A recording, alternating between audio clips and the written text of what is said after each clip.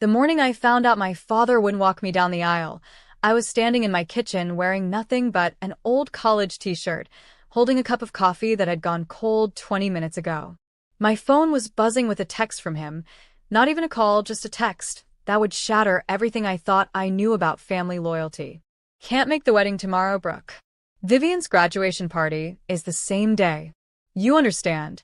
I read it 3 times before the words actually sank in. My sister Vivian, who hadn't spoken to me in 2 years, who had made it her personal mission to turn our entire family against me, had somehow managed to pull off the ultimate sabotage. And my father, the man who used to tell me I was his little princess, had chosen her side without even a fight. If you've ever felt the ground disappear beneath your feet while you're standing perfectly still, you know exactly what that moment felt like. And if this story resonates with you, if you've ever been the family scapegoat, the one who's always somehow in the wrong, please hit that subscribe button, because this is just the beginning. Also, let me know in the comments where you're watching from, because I have a feeling this kind of family drama exists everywhere. The coffee mug slipped from my hands and shattered on the kitchen floor, brown liquid spreading across the white tiles like a stain I'd never be able to clean. That's when I knew this wasn't just about a wedding anymore. This was about 27 years of being second place to my golden child sister, and I was done pretending it didn't matter. You have to understand something about Vivian and me. We're only 18 months apart, but we might as well have been born on different planets. She was the one with perfect grades, perfect friends, perfect everything.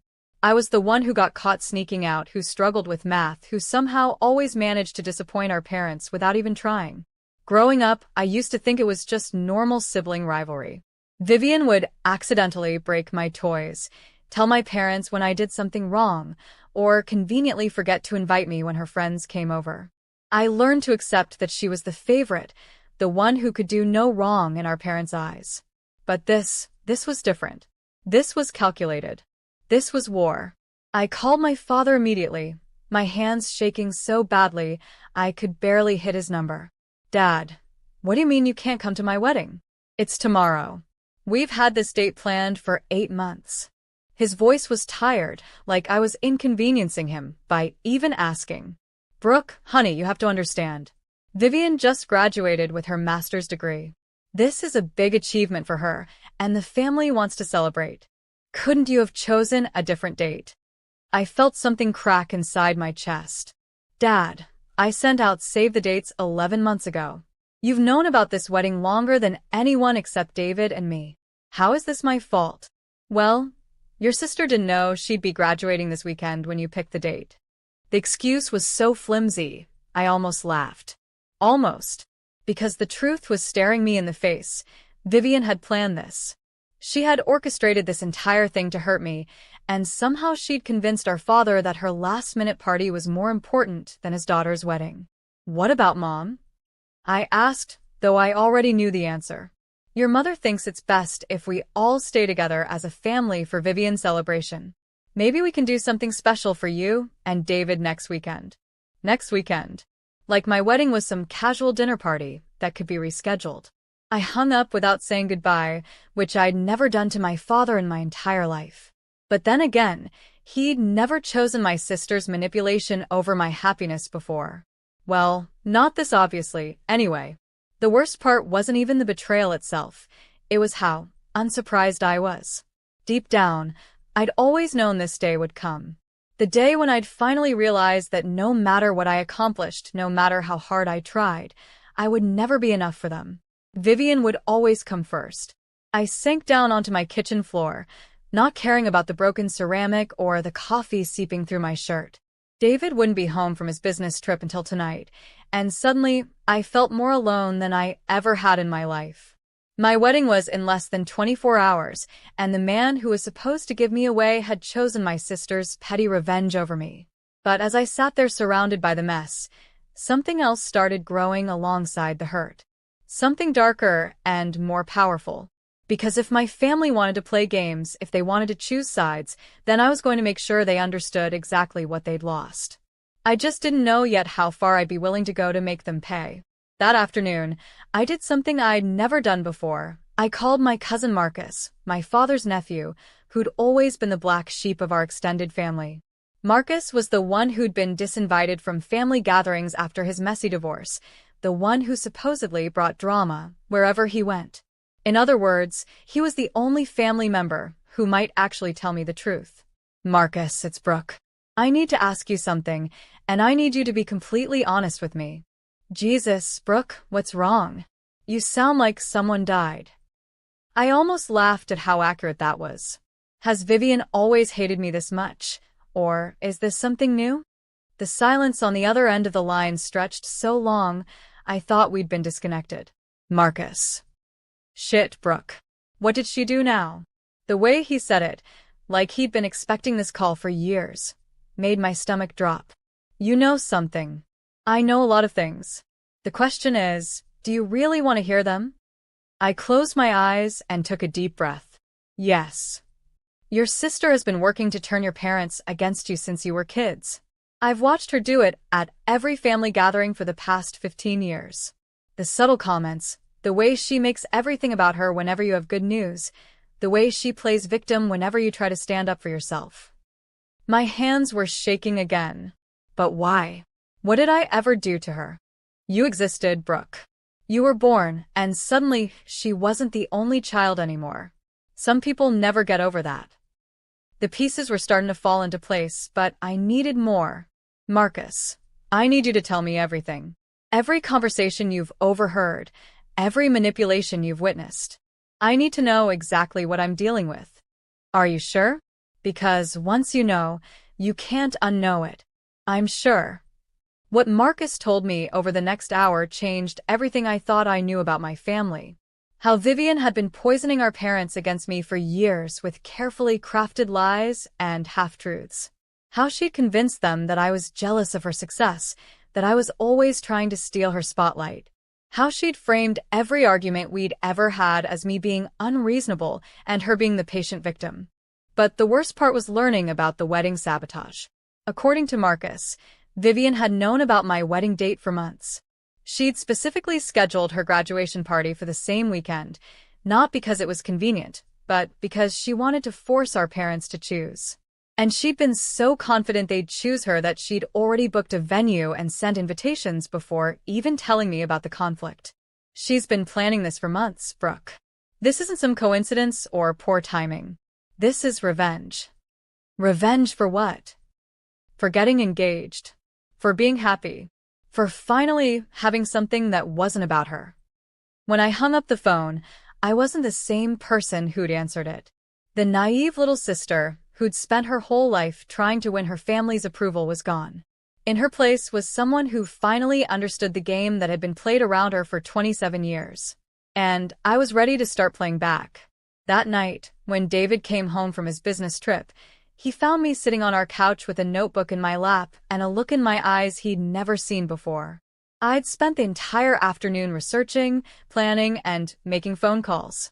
By the time he walked through the door, I had a plan that would make Vivian's manipulation look like child's play. Brooke? Baby, what's wrong? You look dangerous? I suggested, not looking up from my notes. David set down his suitcase and came to sit beside me. I was going to say focused, but dangerous works too. What happened? I told him everything. The text from my father, the phone call, my conversation with Marcus, and every horrible detail about Vivian's calculated betrayal. David's face went through a range of emotions I'd rarely seen from him. Shock, anger, disbelief, and finally, something that looked a lot like admiration. So what's the plan? He asked, because that's why I married him. David never tried to talk me out of feeling angry or told me to just let things go.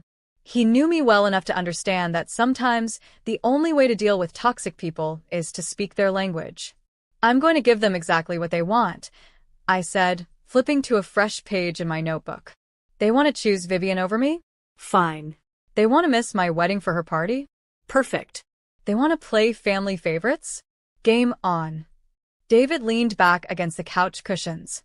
Okay, but what does that actually mean? I smiled, and I could feel how cold it looked. It means that tomorrow, they're going to learn the difference between choosing not to show up and not being invited at all. Here's what most people don't understand about revenge. It's not about anger, not really. It's about justice. It's about making sure that people who hurt you understand the consequences of their actions. And after 27 years of being the family disappointment, I was finally ready to teach my family a lesson they'd never forget. The first part of my plan was simple. I was going to have the wedding of my dreams, with or without them. But more importantly, I was going to make sure everyone knew exactly why they weren't there. I started making calls. First, I called my wedding planner, Charlotte, and explained the situation. Charlotte, I need you to do something that might seem petty, but I promise you, it's necessary. Honey, after 15 years in this business, I've seen every kind of family drama imaginable. What do you need? I need you to have someone at the church tomorrow with a camera specifically to document the empty seats where my family should be sitting. And I need you to make sure our photographer captures the moment when I walk down the aisle alone. Charlotte was quiet for a moment. Brooke, are you sure about this? These photos will last forever. That's exactly why I need them. The second call was to my maid of honor, Riley. Riley and I had been best friends since college, and she was one of the few people who'd witnessed Vivian's manipulation firsthand during family gatherings over the years. Riley, I need you to do me a favor that's going to sound crazy. After what your father just pulled, honey, I'm ready for whatever level of crazy you're bringing. I need you to post on social media during the wedding. I need you to document everything, me walking down the aisle alone, the empty family section, all of it. And I need you to be very specific about why they're not there. Riley was already on board before I finished explaining. Oh, we're going full scorched earth on this one. I love it. What else? I need you to make sure David's family knows exactly what happened. I want them to understand that my family chose not to be here, not that they couldn't make it. The third call was the most important one, and the one that would have the biggest impact. I called my workplace. I'm a social media manager for a mid-sized marketing firm, and spoke to my boss, Jennifer. Jennifer, I know this is unusual, but I need to ask a favor. I want to document my wedding story online, and I need to know that I have job security if it goes viral. Brooke, what are you planning? I'm planning to tell the truth about toxic family dynamics, and it might get messy. Jennifer was quiet for a long moment. Will it reflect poorly on the company? Not unless we're suddenly anti-family or pro-enabling toxic behavior. Then you have my full support. Actually, if you handle this right, it might be exactly the kind of authentic content our clients have been asking for. That's when I knew the universe was on my side. Even my boss was ready to watch my family go down in flames. The fourth part of my plan was the most satisfying. I was going to send my family exactly what they'd given me, a text message. But unlike my father's cowardly cop-out, mine was going to be a masterpiece of justified anger. I spent an hour crafting the perfect message. Dad, Mom, and Vivian, since you've made it clear that Vivian's party is more important than my wedding, I wanted to let you know that I've decided to make your choice easier. You're no longer invited to my wedding. I refuse to have people at my celebration who view it as second priority to a graduation party that could have been scheduled any other weekend. I hope Vivian's party is everything she manipulated it to be. Don't worry about missing anything important. Clearly, family milestones only matter when they're hers. Enjoy your celebration. I'll be enjoying mine, surrounded by people who actually want to be there. But I didn't send it. Not yet. Because the best part of revenge is the timing, and I wanted them to spend their morning getting ready for Vivian's party while wondering why they hadn't heard from me. David read over my shoulder as I typed. Jesus, Brooke. You're really doing this. They started this war 27 years ago, I said, setting my phone aside. I'm just finally fighting back. That night, I barely slept. Not because I was nervous about the wedding. I was more excited about my wedding than I'd been in months. No, I couldn't sleep because I kept imagining the looks on their faces when they realized what they'd lost.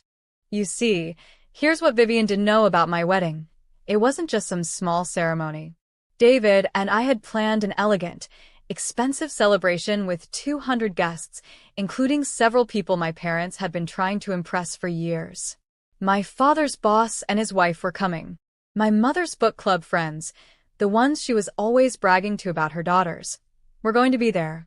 The entire social circle my parents moved in would be witnessing their absence.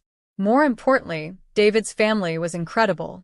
His parents had welcomed me with open arms from day one, treating me like the daughter they'd never had. His sister had become one of my closest friends. His extended family had already made it clear that they considered me family long before the wedding. So when I walked down that aisle alone, it wouldn't be as a rejected daughter.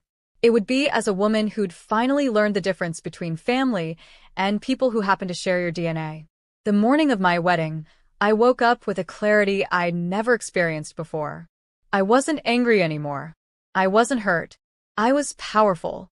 For the first time in my life, I was about to do something that was entirely about me, surrounded by people who genuinely loved and supported me.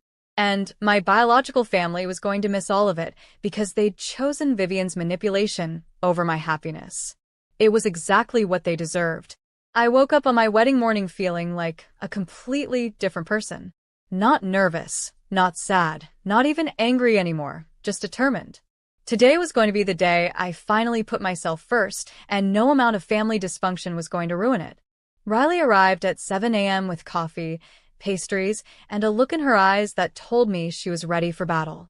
"How are we feeling, bride?" she asked, setting up what looked like a small photography studio in my bedroom. "Honestly, I feel free," I said, and I meant it. For the first time in my life, I don't have to worry about whether my family approves of my choices or if Vivian is going to find some way to make this about her. Good, because I've got news that's going to make you feel even better. Riley pulled out her phone and showed me Vivian's Instagram story from the night before. My sister had posted a series of photos from her graduation party setup, and it was pathetic. Folding tables in my parents' backyard, grocery store sheet cake, and maybe 20 people total. This was the event that was supposedly so important it trumped my wedding. "She's been posting about it all week like it's some massive celebration," Riley said, scrolling through more photos. "But look at this turnout. Half the people who said they'd come didn't show up." I felt a satisfaction so deep it was almost spiritual. Vivian had burned bridges with our entire family to throw herself a party that nobody cared about, and she'd made our parents complicit in her petty revenge. The irony was beautiful. "There's more," Riley continued. "I've been monitoring her social media all week, and she's been posting passive-aggressive stuff about you constantly. Look at this one from yesterday." She showed me a post that made my blood boil. "So grateful for family who actually show up when it matters. Some people understand that achievements deserve celebration, not competition." The post had 12 likes.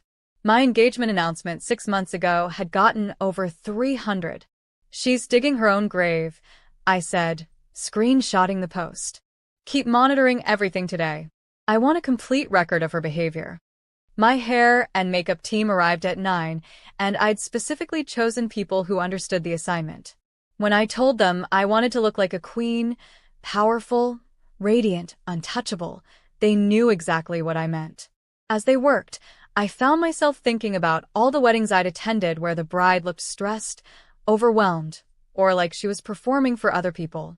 I looked in the mirror and saw someone who was getting married because she wanted to be, not because she was trying to prove something to anyone. It was the most beautiful I'd ever felt. At 11, my phone started buzzing with texts from my parents. First from my mother. "Brooke, honey, we haven't heard from you today. What time should we be at the church?" Then from my father. "Looking forward to walking you down the aisle today, princess. See you soon." The audacity was breathtaking. They genuinely thought they could choose Vivian over me and then just show up like nothing had happened. Like their betrayal was something I should just accept and move past because it was my wedding day. I handed my phone to Riley. "It's time." She read my pre-written message out loud before sending it. "You made your choice when you decided Vivian's party was more important than my wedding. I've made mine too. You're no longer welcome at my celebration. I hope her graduation party is worth missing your daughter's wedding because you'll never get another chance to be part of this moment. Don't contact me again today."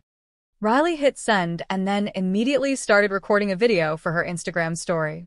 "Okay everyone, it's wedding day, and we're about to witness something incredible."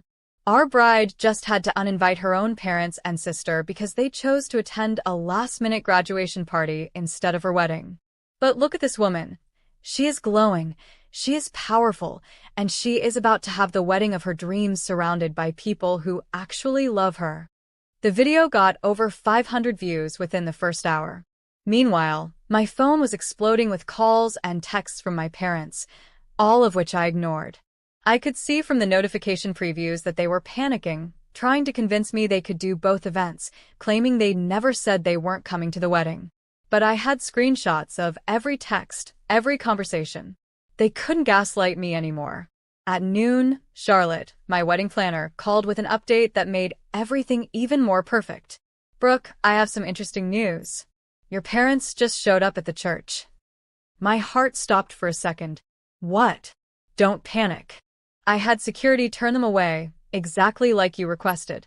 But here's the thing, they brought Vivian with them." "Vivian came to my wedding?" "She tried to.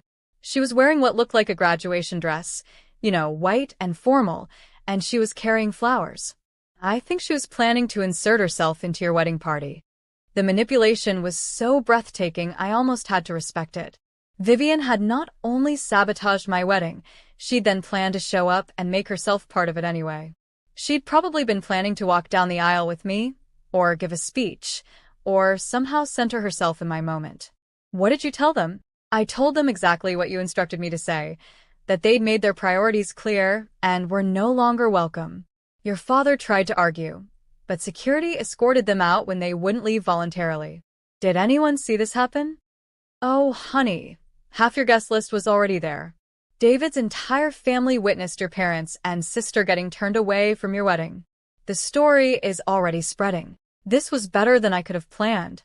Not only had I taken control of my own narrative, but my family had publicly humiliated themselves by trying to force their way into an event they'd already chosen to skip.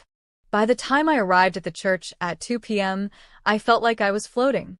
My dress was perfect, a stunning A-line with intricate beadwork that caught the light like diamonds. My makeup was flawless. My hair was elegantly upswept with small white flowers throughout. But most importantly, I felt like myself. Not like someone trying to please her family or live up to impossible standards. Just like Brooke, getting married to the man she loved, surrounded by people who genuinely supported her.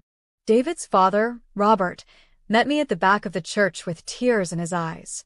"Brooke, I know this isn't how you plan things, but it would be the honor of my life to walk you down the aisle if you'll have me." Robert had always treated me like family, but having him offer to step in where my own father had failed felt like the universe giving me exactly what I needed. He wasn't replacing my father, he was showing me what a real father looks like. "I would love that," I said, taking his arm. As we walked toward the altar, I saw the church was packed with people who loved me. David's family, my friends, my coworkers, my college roommates who'd flown in from across the country. The energy was electric, celebratory, full of genuine joy. And in the section where my family should have been sitting, Charlotte had placed a beautiful arrangement of white roses with a small sign that read, "Reserved for those who choose love." It was perfect. Walking down that aisle was the most powerful moment of my life. Not because of the dress or the flowers or even because I was about to marry David, though all of that was beautiful. No, it was powerful because for the first time in 27 years, I was the center of attention at my own life event, and there was no one there to steal my thunder or make it about them. Robert squeezed my arm as we walked, and I could feel his steady strength supporting me. This man, who had no biological obligation to care about me, was giving me one of the most important moments of my life because he chose to love me as family. The contrast between him and my actual father was so stark it was almost funny. David was waiting at the altar with the biggest smile I'd ever seen on his face. When he saw me walking toward him with his father, his eyes filled with tears, the good kind, the kind that come from pure joy rather than pain. "You look incredible," he whispered when I reached him. "I feel incredible," I whispered back, and meant it completely. Our officiant, Pastor Williams, had known about the family situation and had prepared for it beautifully. Instead of the traditional "who gives this woman" portion of the ceremony, He talked about how marriage creates new families and new traditions. Today, we're witnessing not just the union of David and Brooke, but the creation of a new family unit built on mutual respect, genuine love, and the conscious choice to support each other unconditionally. The words hit differently than they would have if my family had been there. This wasn't just about David and me getting married. This was about us choosing each other over all the toxic patterns and expectations we'd grown up with. When it came time for vows, I had originally written something traditional and safe. But standing there, looking at David, surrounded by people who genuinely loved us, I threw out my prepared speech and spoke from my heart. David, 6 months ago, when I told you I wanted to marry you, I thought I was just choosing a husband. But today, I realize I was choosing so much more than that. I was choosing a partner who sees my worth even when my family doesn't. I was choosing someone who supports my dreams instead of competing with them. I was choosing a man who would stand by me even when it means standing against people who should have been on my side all along. I paused, looking out at the congregation of people who had chosen to be there for us. I'm also choosing a new definition of family. Not people who happen to share my DNA, but people who show up when it matters. People who celebrate my happiness instead of resenting it. People who love me not despite my flaws, but including them. The entire church was silent, hanging on every word. So, David, I'm not just promising to be your wife. I'm promising to be your teammate, your biggest supporter, and your chosen family. I'm promising to build something better with you than what either of us came from. When David gave his vows, he surprised me by addressing the family situation directly. Brooke, I've watched you struggle for years with people who didn't appreciate the incredible woman you are. I've seen you dim your light to make others comfortable, and I've watched you doubt your own worth because of how you were treated by people who should have protected and celebrated you. His voice got stronger, more determined. Today, in front of everyone who matters, I want you to know that you will never have to earn my love or compete for my attention. You will never have to apologize for taking up space or asking for what you need. You are my priority, my partner, and my family, and I will spend the rest of my life making sure you never forget that. By the time he finished, there wasn't a dry eye in the church. Even the photographer was crying. When Pastor Williams pronounced us husband and wife, the kiss felt like sealing more than just our marriage. It felt like sealing my transformation from someone who begged for scraps of love to someone who demanded the full feast. The recessional was pure magic. Our guests were on their feet, cheering and throwing flower petals, and I felt like I was floating down the aisle. Riley was recording everything for social media, and I could already see people in the congregation taking photos and videos. But the most satisfying moment came when we reached the back of the church. Charlotte handed me my phone, and I could see that my parents had been trying to call and text me throughout the entire ceremony. The latest text from my father read, "Brooke, we're outside. Please let us in. We can explain everything." I handed the phone to David. "Want to do the honors?" He typed back, "She's busy being celebrated by people who actually want to be here. Don't contact her again." Then he blocked their numbers. During cocktail hour, the stories started coming out. David's Aunt Margaret pulled me aside to tell me that my parents had actually tried to crash the reception venue too, but security there had also turned them away. "Your mother-in-law handled it beautifully," Margaret said. "She told them that you were surrounded by your real family now, and they could take their drama somewhere else." My new mother-in-law, Patricia, had always been wonderful to me, but hearing that she defended me against my own parents made me emotional all over again. "She said they'd had their chance to be part of your life and they chose differently," Margaret continued. "Then she told them that their loss was our gain, because now we get to love you without any competition." The reception was everything I dreamed of and more. The venue was gorgeous, an old mansion with gardens and string lights and a view of the lake. The food was incredible. The music was perfect. But most importantly, every single person there genuinely wanted to be celebrating with us. During dinner, Riley stood up to give her maid of honor speech, and she went completely off script. I've known Brooke for 8 years, and I've watched her deal with family dynamics that would have broken a weaker person. I've seen her apologize for other people's bad behavior, minimize her own achievements to make others comfortable, and constantly question whether she was worthy of love and respect. The reception hall was completely quiet. But today, I watched her make a choice that I've been waiting years for her to make. She chose herself. She chose her worth. She chose to be surrounded by love instead of obligation. Riley raised her glass. So here's to Brooke and David, but also here's to Brooke for finally realizing that she deserves a family that celebrates her, not one that tolerates her. The applause was thunderous. As the night went on, I realized something incredible was happening. This wasn't just my wedding. This was my coming out party as someone who refused to accept less than she deserved. Every conversation, every laugh, every moment of joy was proof that I'd made the right choice. And somewhere across town, my biological family was learning what it felt like to be excluded from something beautiful because of their own choices. The morning after my wedding, I woke up as Mrs. Brooke Anderson, and for the first time in my adult life, I felt genuinely peaceful. David was still sleeping beside me, and sunlight was streaming through the windows of our hotel suite. My phone was on silent, but I could see it lighting up with notifications. Part of me wanted to ignore it completely and just exist in this perfect bubble where yesterday had been the most beautiful day of my life. But I also knew that my family's response to being publicly excluded from my wedding was probably going to be explosive, and I needed to be prepared. I was right. 47 missed calls, 63 text messages, 12 voicemails. And that was just from my immediate family. But here's what I wasn't expecting: the overwhelming support from everyone else.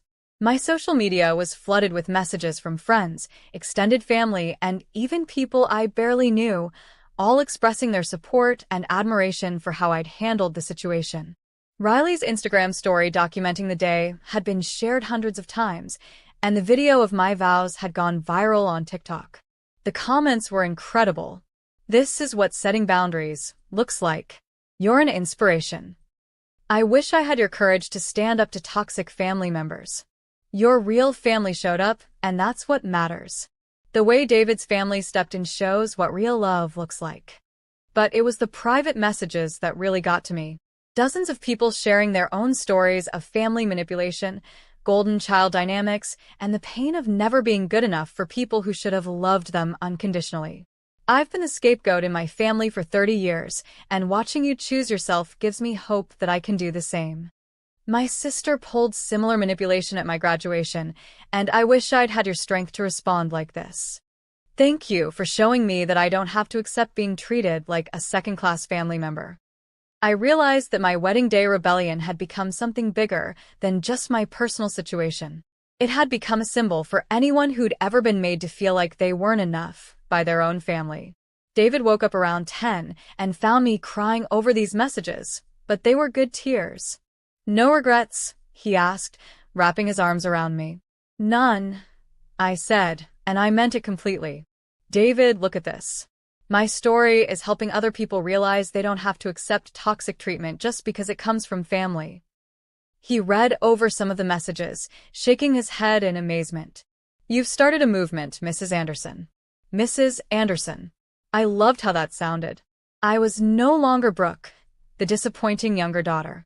I was Brooke Anderson, a woman who'd chosen her own family and refused to accept less than she deserved. But of course, my biological family wasn't going to go quietly. Around noon, I finally listened to the voicemails, and they were exactly what I expected: a progression from angry to manipulative to desperate. My father's first message, left during the ceremony: "Brooke, this is ridiculous. We're your family. You can't just uninvite us from your wedding over a misunderstanding." My mother's message, left during the reception: "I don't understand why you're being so dramatic. We never said we weren't coming to your wedding. We were planning to do both events." Vivian's message, left late that night: "Brooke, you've completely embarrassed our family. Everyone is talking about how you had your own parents escorted out of your wedding. This is insane behavior, even for you. Even for me. Like I had a history of standing up for myself instead of a history of accepting whatever scraps of attention they threw my way." But the final voicemail, from my father at 2 a.m., was different. "Brooke, I think I made a mistake. I keep thinking about walking you down the aisle and how I've been looking forward to that moment since you were little. I don't understand how things got so confused. Can we please talk? For just a second, hearing the pain in his voice, I felt that familiar tug of guilt. The old Brooke would have called him back immediately, would have apologized for hurting his feelings, would have found a way to make this whole situation my fault. But I wasn't the old Brooke anymore. Because here's what he still didn't understand. This wasn't about confusion or miscommunication.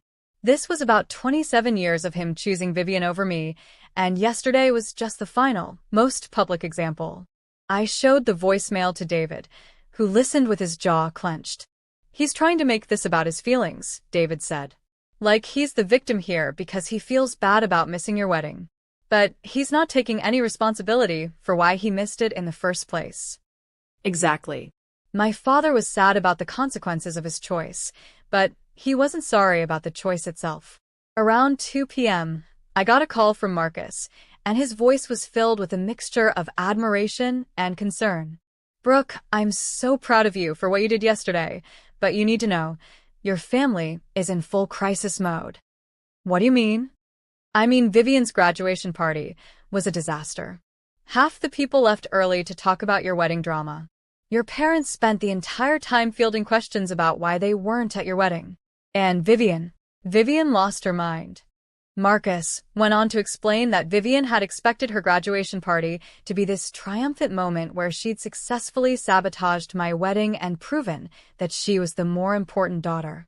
Instead, it had become a conversation about how manipulative and petty she'd been. People were actually calling her out, "Brooke, your Aunt Linda straight up told her that scheduling her party on your wedding day was cruel and calculated. Your cousin Jennifer said she was embarrassed to be related to someone who would sabotage their own sister's wedding."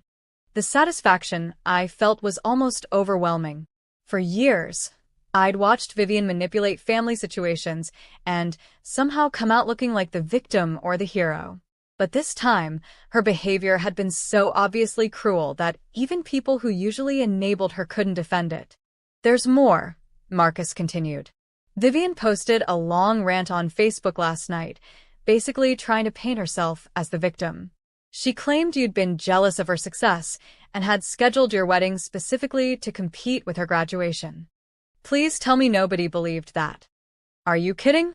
People were commenting with screenshots of your save the dates from 11 months ago. She got completely dragged in the comments and ended up deleting the whole post. This was better than I could have imagined. Vivian had finally overplayed her hand so badly that people were seeing through her manipulation, and she'd lost control of the narrative she'd been crafting about herself for years. But the best part was yet to come.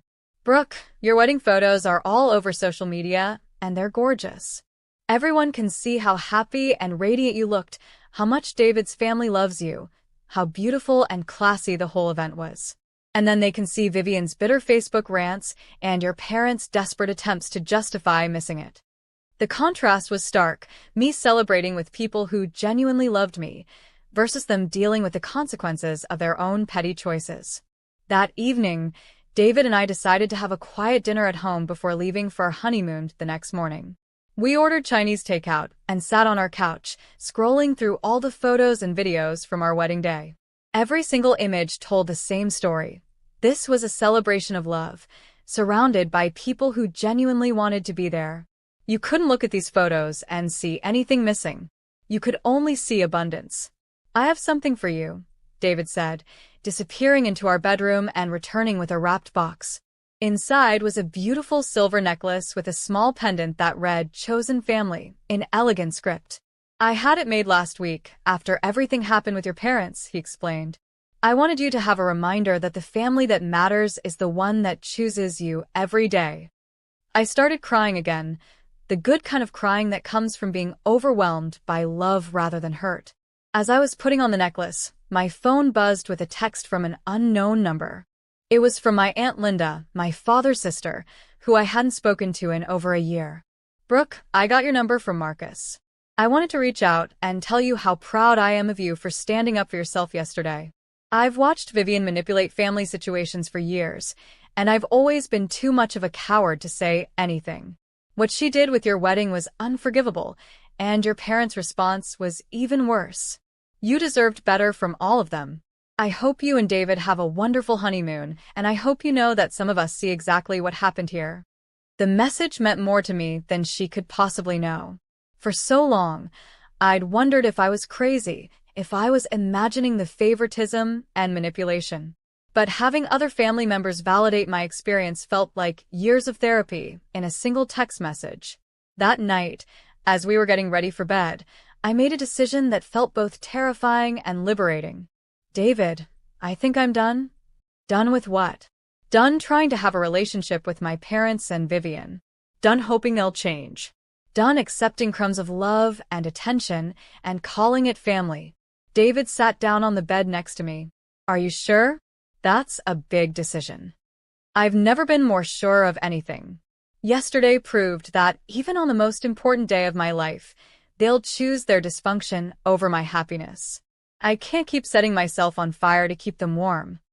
The phrase came from something I'd read online years ago, but it had never felt more relevant.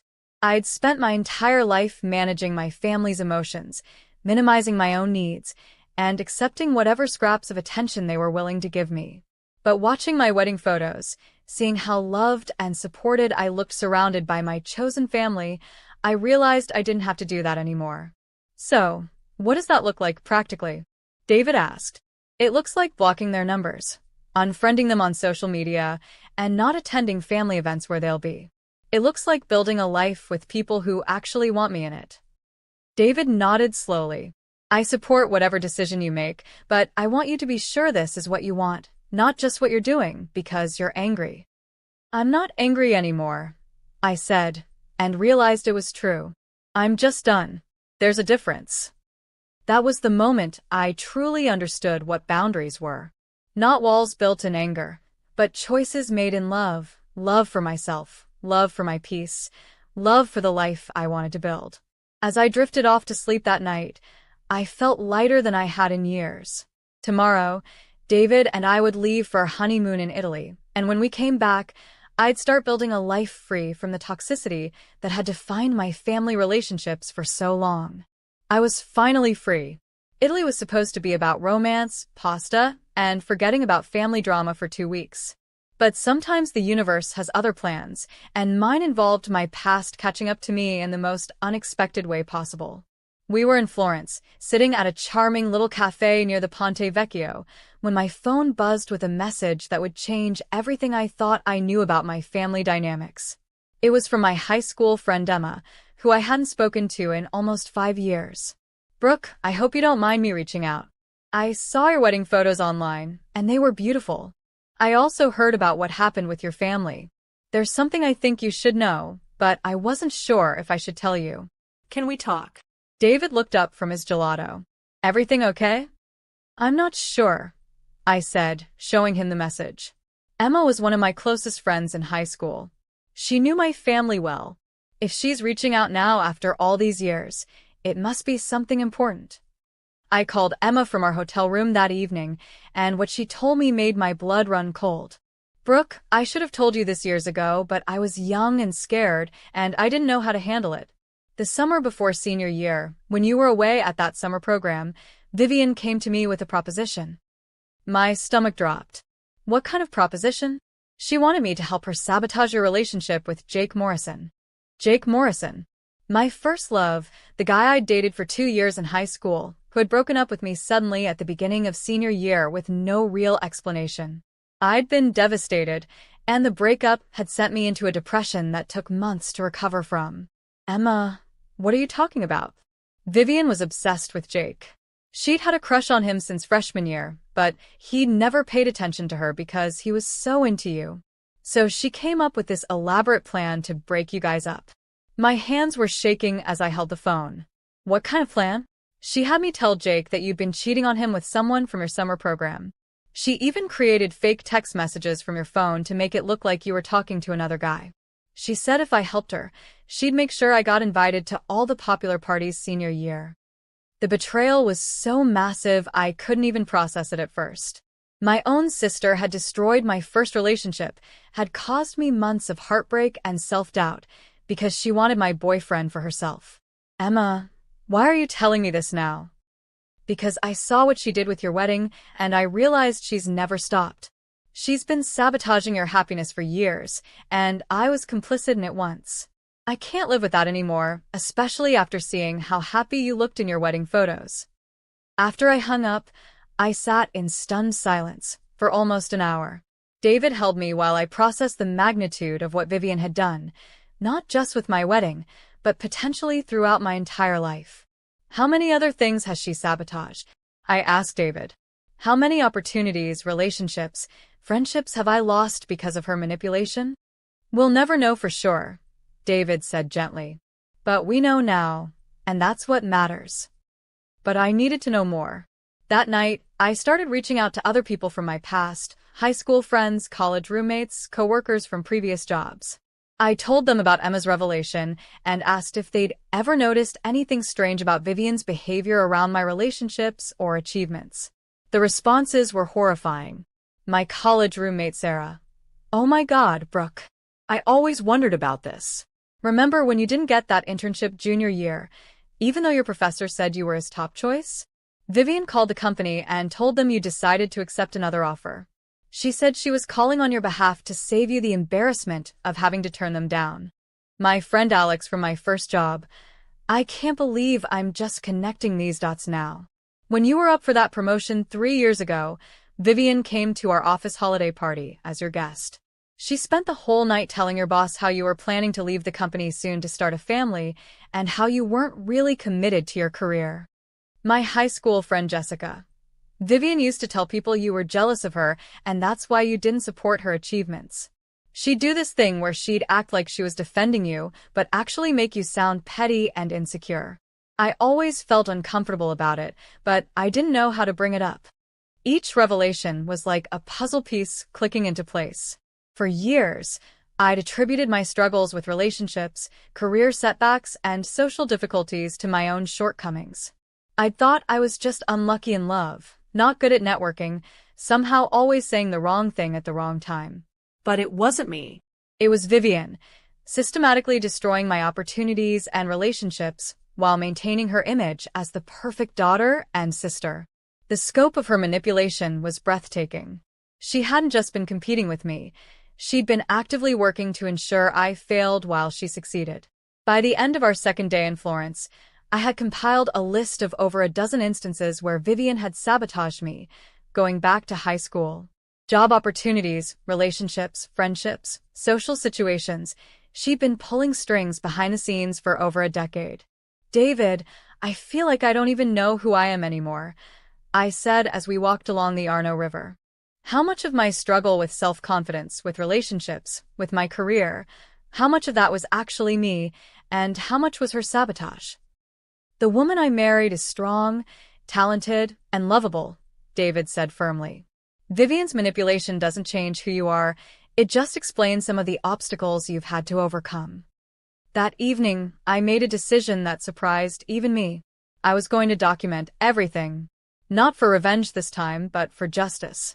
And more importantly, I was going to share my story publicly to help other people recognize these patterns in their own families.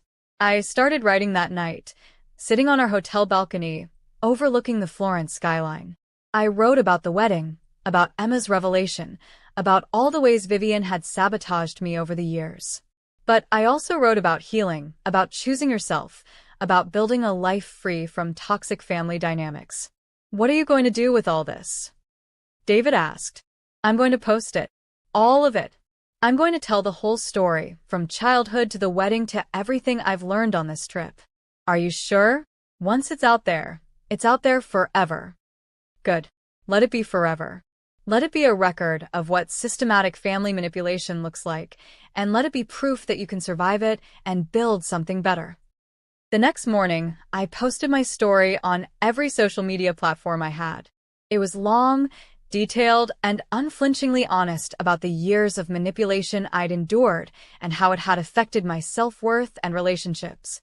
The response was immediate and overwhelming. Within hours, I had hundreds of comments and messages from people sharing their own stories of sibling sabotage, golden child dynamics, and family manipulation. Many people said my story had helped them recognize similar patterns in their own lives. But more importantly, I started hearing from people who knew Vivian. Her college friends started reaching out with their own stories of her manipulative behavior. Coworkers from her previous jobs shared instances of her throwing colleagues under the bus to get ahead. Even people from her graduate program had stories about her sabotaging other students' projects and presentations. I realized that I wasn't Vivian's only victim. I was just her primary target because I was the person whose success and happiness threatened her the most. The pattern was clear. Vivian was a person who couldn't tolerate anyone else's success, and she would go to extraordinary lengths to ensure that she was always the winner, even if it meant destroying other people in the process. As our honeymoon continued, I felt something I'd never experienced before: complete clarity about my family dynamics and total confidence in my decision to cut them out of my life. I wasn't angry anymore. I wasn't hurt. I was just done with all of it. And for the first time in my life, I was excited to see what I could accomplish without Vivian sabotaging me every step of the way. When David and I returned from our honeymoon, I discovered that my story had taken on a life of its own. What started as a personal Facebook post had been screenshot, shared, and reposted across every social media platform imaginable. My story was being discussed on Reddit, TikTok, Twitter, and even picked up by several online publications. The numbers were staggering: over 2 million views, 50,000 comments, and hundreds of private messages from people sharing their own experiences with family manipulation and scapegoating. But more importantly, something incredible was happening. My story had become a catalyst for other people to recognize and speak out about similar patterns in their own families.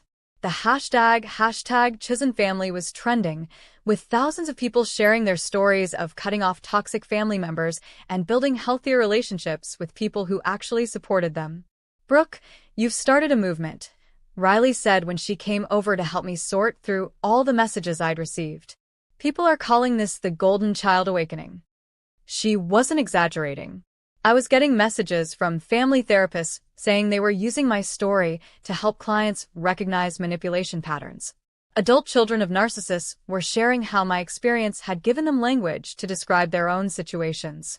Even people who hadn't experienced family dysfunction were sharing the story as an example of healthy boundary setting. But the most impactful messages were from people who knew Vivian personally. Her former roommate from college: "Brooke, I lived with Vivian for 2 years, and she talked about you constantly. She was obsessed with competing with you and would get genuinely angry when good things happened to you. She used to say that you didn't deserve success because you hadn't worked as hard as she had." A co-worker from her previous job, Vivian was always talking about her difficult sister who was supposedly jealous of her achievements. But the way she described you never made sense because she seemed to take pleasure in your struggles. Now I realized she was probably creating some of those struggles herself. Someone from her graduate program, Vivian sabotaged other students constantly. She would give people wrong information about deadlines, spread rumors about their personal lives, and even delete files from shared computers. Your story explains so much about her behavior. Each message painted a clearer picture of who Vivian really was, not just to me, but to everyone in her life. She was someone who couldn't tolerate other people's success and would go to extraordinary lengths to maintain her position as the winner in every situation. 3 weeks after returning from Italy, I got a call that I'd been half expecting but dreading nonetheless. "Brooke, this is Jennifer Walsh from Channel 7 News. We'd like to interview you about your viral story and the conversation it started about family dynamics and boundary setting." I'd been getting interview requests for days, but something about this one felt right. Jennifer explained that they wanted to do a thoughtful piece about family manipulation and how to recognize it, using my story as a starting point. "We've been contacted by several family therapists who say your experience is helping their clients recognize similar patterns," Jennifer explained. "We'd like to create something educational rather than just sensational." I agreed to the interview, partly because I thought it could help more people, but also because I was ready to own my story completely.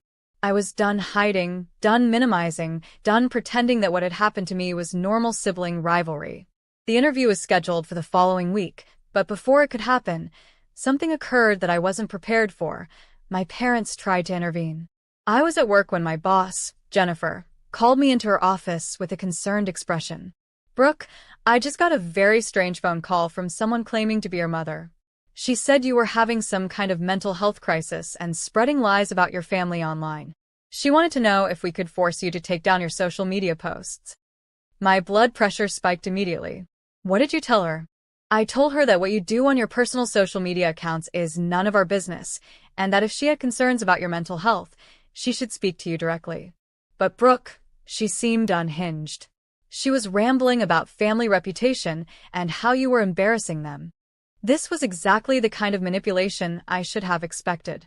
When Vivian's direct sabotage didn't work, when public opinion turned against them, they'd resort to attacking my credibility and mental health. "Jennifer, everything in my posts is true, and I have documentation to prove it. This is exactly the kind of behavior I've been dealing with my whole life." "I believe you completely. But I wanted you to know they're trying to interfere with your professional life now, too."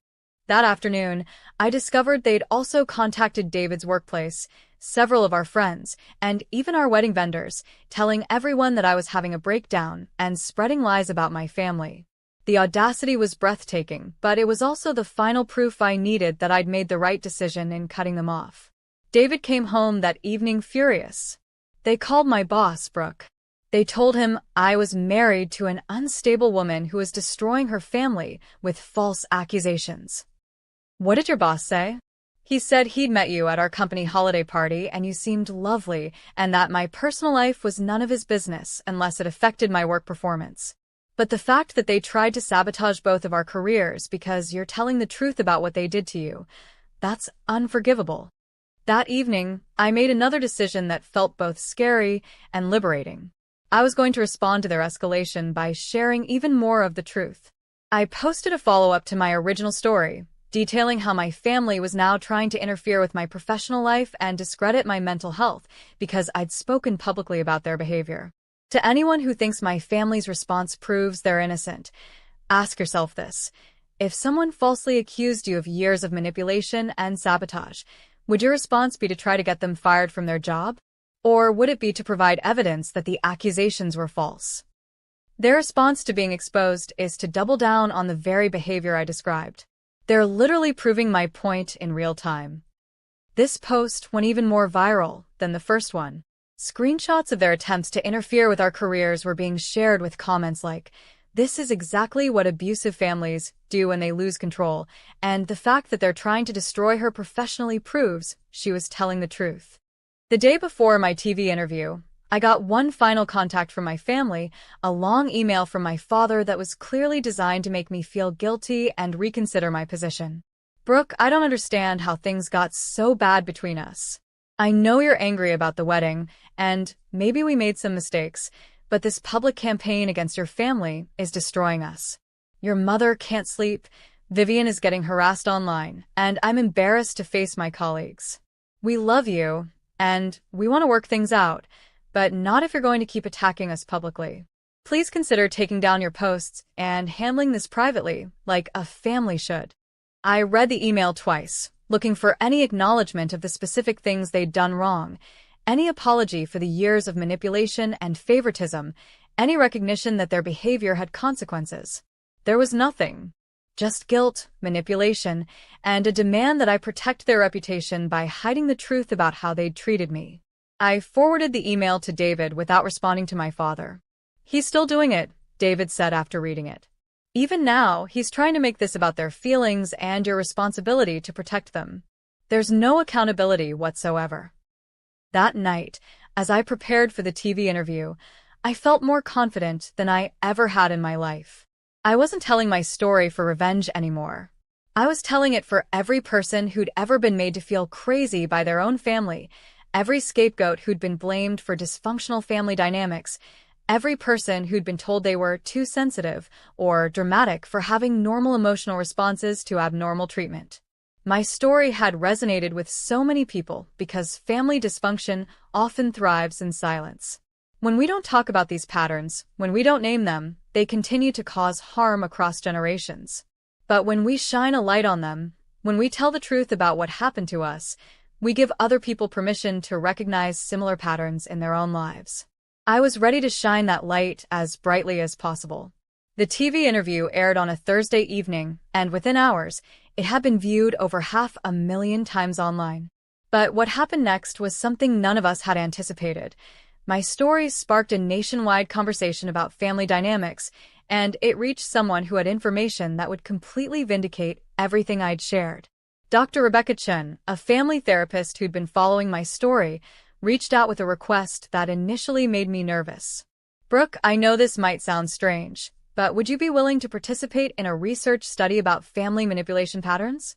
Your story has inspired several of my colleagues to investigate how common these dynamics are, and we think the findings could help a lot of people."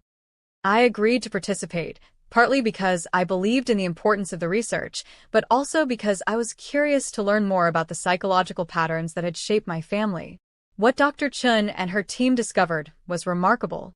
They interviewed over 200 people who'd responded to my story, all of whom identified as the scapegoat or black sheep in their families. The patterns they found were so consistent, it was almost like they were following a script. In 89% of the families we studied, there was one child who was systematically sabotaged by a sibling, usually with at least one parent's implicit support, Dr. Chun explained during our follow-up interview. The sabotage typically escalated during major life events, graduations, weddings, job promotions, anything that would bring positive attention to the scapegoat child. The research validated everything I'd experienced and more. But the most shocking finding was yet to come. Dr. Chun had reached out to several family therapists across the country, asking if they'd ever worked with families that matched the patterns described in my story. One therapist in Chicago had a bombshell revelation. "Brooke, I need to ask you something, and I want you to prepare yourself for what might be a difficult answer. Have you ever heard of a therapist named Dr. Martin Hendricks?" I hadn't, but the name sounded vaguely familiar.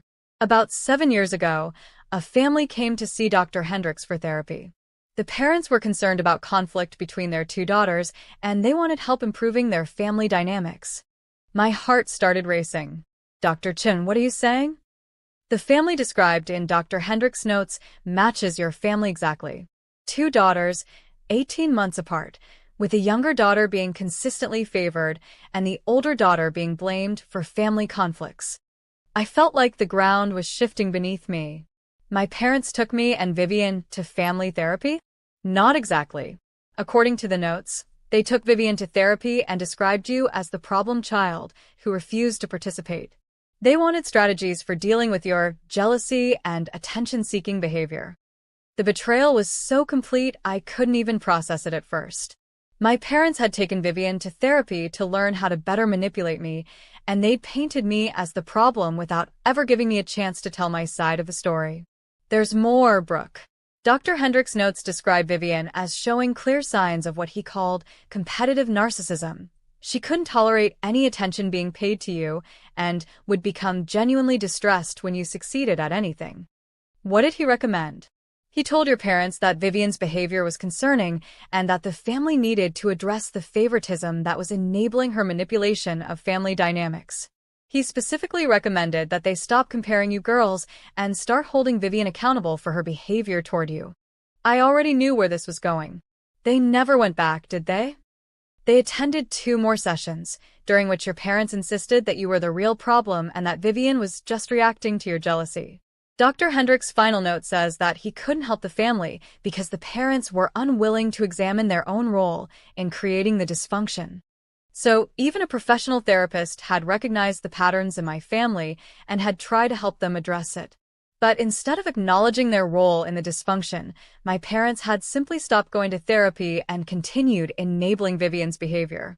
Dr. Chun asked if I wanted copies of the therapy notes, which Dr. Hendricks was willing to share for research purposes with all identifying information except mine removed. Reading those notes was one of the most validating and heartbreaking experiences of my life. Session 1. Parents report that older daughter, B, is jealous of younger daughters, V, achievements and creates conflict in family settings. However, when asked for specific examples, parents can only provide instances where V created problems and blamed B for her reactions. Session 2. V displays concerning lack of empathy when discussing her sister's feelings. When asked how she thinks B feels when excluded from family activities, V responded that B deserves it for being jealous. Parents did not correct this response. Session 3. Recommended that parents examine their different treatment of daughters and consider impact on both children. Parents became defensive and insisted that any differential treatment was justified by B's difficult personality. Family terminated therapy against clinical recommendation. Reading those notes was like having 7 years of confusion suddenly make perfect sense. During that time period, I'd noticed my parents seemed to have even less patience with me than usual, and Vivian had become more openly hostile. I'd thought I was imagining it, but in reality, they'd been armed with what they thought was professional validation of their treatment of me. Except the professional had actually told them they were wrong, and they'd simply ignored that advice. I shared Dr. Hendricks' notes on social media, and the response was explosive. The fact that even a professional therapist had recognized the dysfunction in my family and that my parents had rejected his guidance proved everything I'd been saying about their unwillingness to examine their own behavior. But more importantly, it sparked conversations about how family therapy can be weaponized by manipulative family members and how important it is for therapists to recognize these patterns. Within days of sharing the therapy notes, I started getting contact from other family members who'd been silent during the initial drama, but now felt compelled to speak up. My grandmother, my father's mother, called me for the first time in over a year. "Brooke, honey, I owe you an apology. I've been watching this whole situation unfold, and I've been too much of a coward to say anything. But those therapy notes, reading how your parents described you to a stranger, it made me sick to my stomach." "Grandma, you don't need to apologize to me." "Yes, I do. I've watched your father favor Vivian since you girls were little, and I've said nothing. I watched her manipulate situations to make you look bad, and I told myself it wasn't my place to interfere. I watched your parents blame you for things that weren't your fault, and I stayed silent." My grandmother went on to share memories I'd never heard before, instances where she'd witnessed Vivian's manipulation and my parents' favoritism, times when she'd wanted to speak up but hadn't wanted to cause family drama. "Your wedding day was the last straw for me," she said. "When I heard that your father chose Vivian's party over walking you down the aisle, I was ashamed to be his mother. And when I saw your wedding photos and realized what a beautiful celebration you had without them, I knew you'd made the right choice." More family members started reaching out. Aunts, uncles, cousins who'd witnessed the dysfunction but had never felt safe speaking up about it. They all had similar stories about noticing the favoritism, seeing through Vivian's manipulation, but feeling powerless to address it without causing family conflict. "We all saw what was happening, Brooke," my Aunt Linda told me. "But your parents made it clear that questioning their treatment of you girls was not acceptable. Anyone who tried to point out the unfairness was labeled as causing drama or interfering with their parenting." The picture that emerged was of a family system where everyone knew the truth but was afraid to speak it, which allowed the dysfunction to continue and escalate for years. But now that I'd broken the silence, other family members felt permission to acknowledge what they'd always known. The emperor had no clothes, and everyone could finally admit they'd been seeing his nakedness all along. 6 months after my wedding, I received a letter that brought everything full circle. It was from Jake Morrison, my high school boyfriend whose relationship with me had been sabotaged by Vivian. "Brooke, I saw your story online and realized I owed you an explanation and an apology that's about 15 years overdue." Jake's letter was the final piece of the puzzle, but it was also the beginning of something I never expected, not just healing from my past, but building a future that was entirely my own design. "I never stopped caring about you," his letter continued. "When your friend Emma told me you'd been cheating, it broke my heart, but I was 18 and stupid, and I believed it. I should have talked to you directly, should have given you a chance to explain. Instead, I just disappeared from your life, and I've regretted it ever since." He went on to explain that he'd eventually learned the truth about Vivian's manipulation from Emma years later, but by then we'd both moved on with our lives, and he hadn't known how to reach out. Seeing your story and realizing that Vivian had been sabotaging you for years, not just with me, but with everything, made me understand that you deserve to know the truth about what happened between us. It wasn't your fault, and it was never about you not being enough. You were always enough, Brooke. More than enough. I showed the letter to David, who read it with a mixture of sadness and anger. How many other relationships did she destroy? He asked. How many opportunities did you lose because of her manipulation? It doesn't matter anymore, I said,